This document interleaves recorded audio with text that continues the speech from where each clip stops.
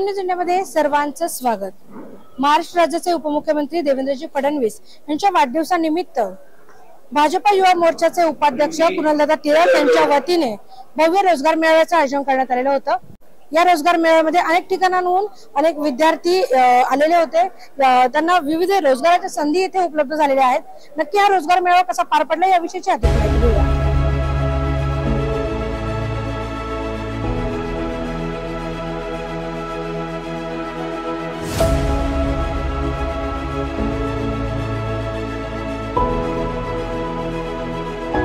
आता आपल्या सोबत आहेत भाजप युवा मोर्चाचे उपाध्यक्ष कुणालदादा टिळक। आपण त्यांच्याकडून आज जाणून घेणार आहे आजच्या या रोजगार मेळाव्याविषयी। काय सांगाल दादा, आज तुम्ही भव्य रोजगार मेळावा आयोजित केला होता, विविध ठिकाणांहून इथे मुले आलेली होती, काय सांगाल आजच्या या रोजगार मेळाव्याविषयी?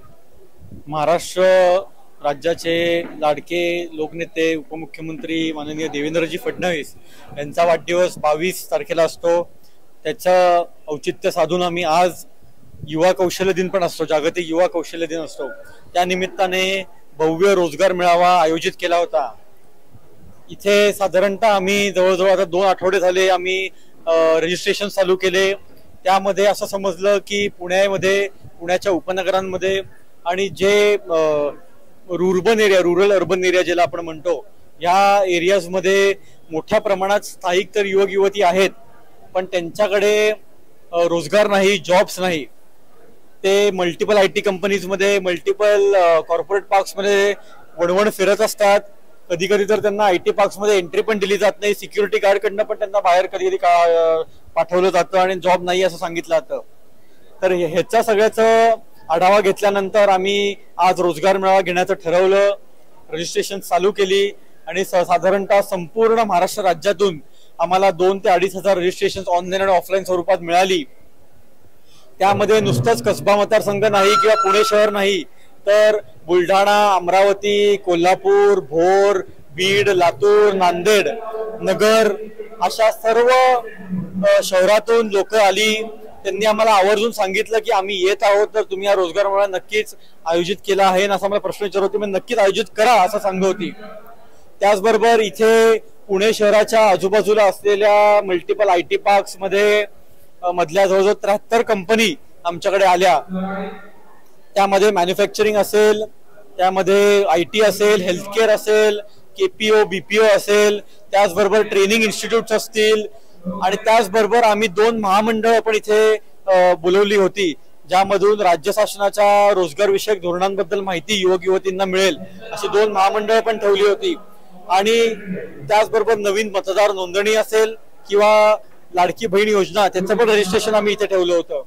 युवकांनी खूप मोठ्या प्रमाणात इथे आमच्याशी संपर्क साधला, खूप मोठ्या प्रमाणात रजिस्ट्रेशन केले आणि मला सांगायला आनंद होतो की तब्बल आता आपण ज्या क्षणाला बोलतोय त्या क्षणाला तब्बल जवळजवळ 500 लोकांना आम्ही on the spot registration, on the spot enrolment त्यांचं केलेलं आहे। कंपनीजनी त्यांना रोजगार दिलेला आहे, म्हणजे इन शॉर्ट त्यांना जॉब्स दिलेले आहेत, ranging from 12,000 per month to साधारणतः 25,000 30,000 पर मंथ, असं 1.2 लाख पॅकेज पासून चालू झालेला हा रोजगार त्यांना मिळालेला आहे।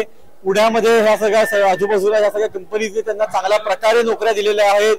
आता फक्त त्यांची प्रोसेस राहते ती म्हणजे कंपनीकडे ऑफिसमध्ये जाऊन त्यांना डॉक्युमेंटेशन करणं आणि काही ठिकाणी मेडिकल चेकअप करणं, अशी फक्त प्रोसेस राहते।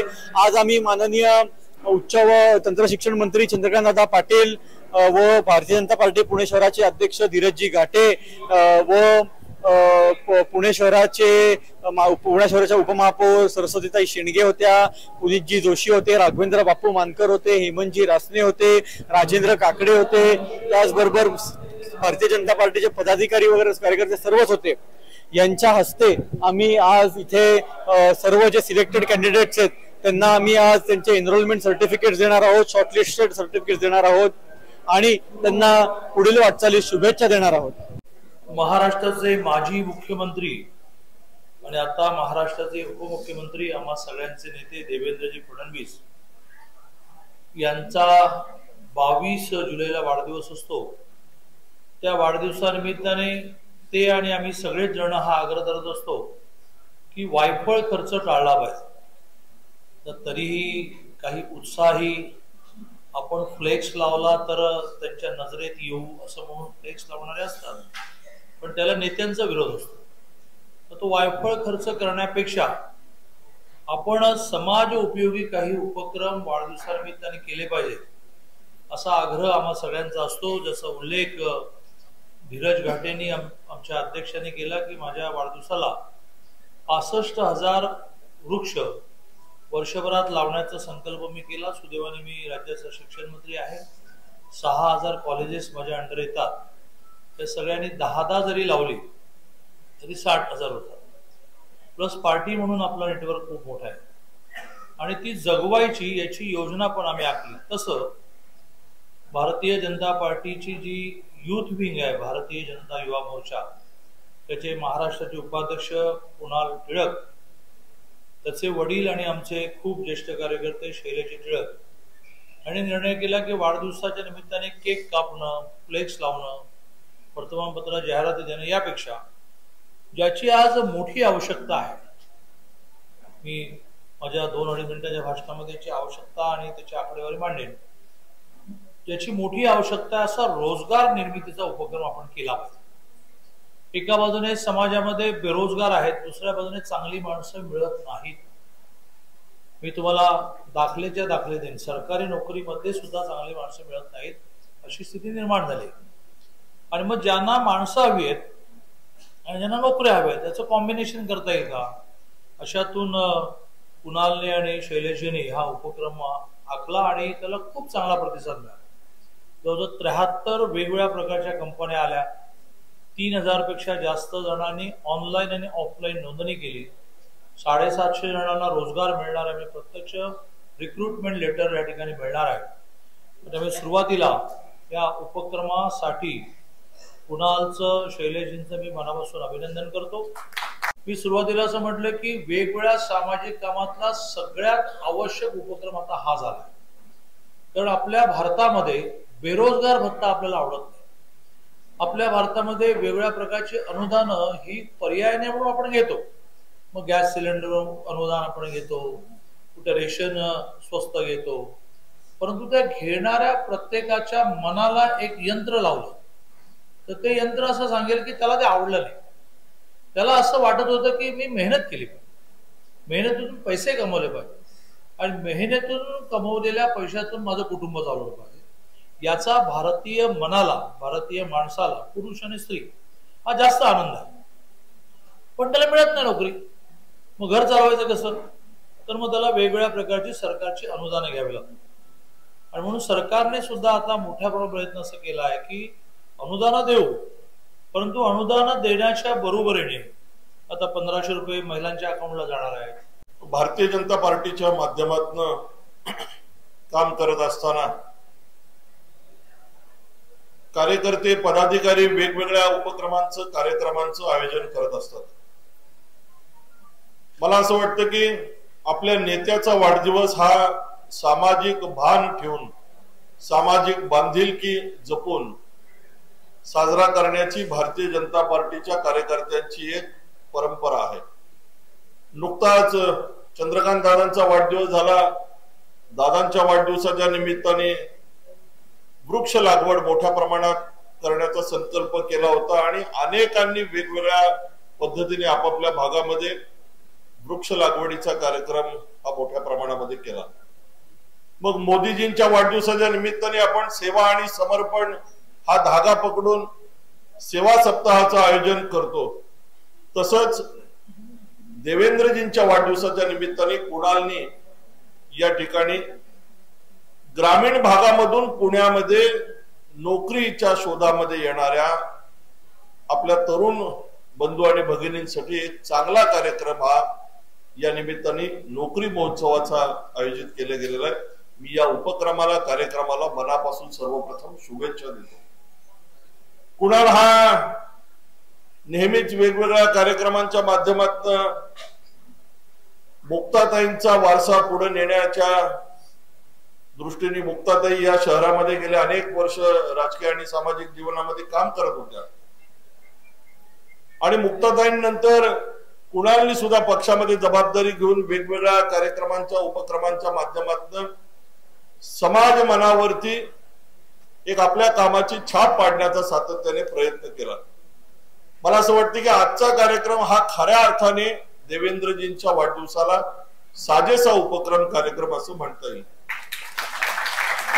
कारण पुणे शहर, पुण्याचं पोटेन्शियल खूप मोठं आहे. पुण्यामध्ये नोकरीच्या निमित्ताने, व्यवसायाच्या निमित्ताने, शिक्षणाच्या निमित्ताने खूप जण या महाराष्ट्राच्या कानाकोपऱ्यातनं पुण्यामध्ये येतात. आणि पुण्यामध्ये आल्यानंतर मी पाहतो की सामान्य कुटुंबातली ही सर्व मंडळी असतात. आणि मग पुण्यात कुठेतरी या शहरामध्ये आपल्याला नोकरी मिळावी, आपला चरितार्थ चालावा, त्या निमित्ताने पुण्यासारख्या शहरामध्ये आपण येत असतो.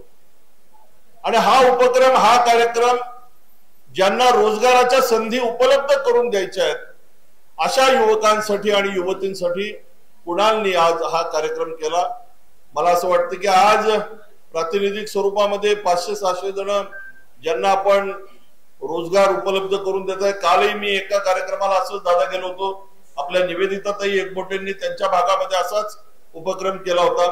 मला असं वाटतं की भारतीय जनता पार्टीचा कार्यकर्ता हा कायम समाजाला जे जे आवश्यक आहे ते देण्यासाठी हा झगडत असतो, काम करत असतो. आज एक अत्यंत चांगला उपक्रम आपण या ठिकाणी आयोजित केला. वेगवेगळ्या तरुणांना या ठिकाणी आपण प्लेसमेंट जागेवरती देणार आहोत.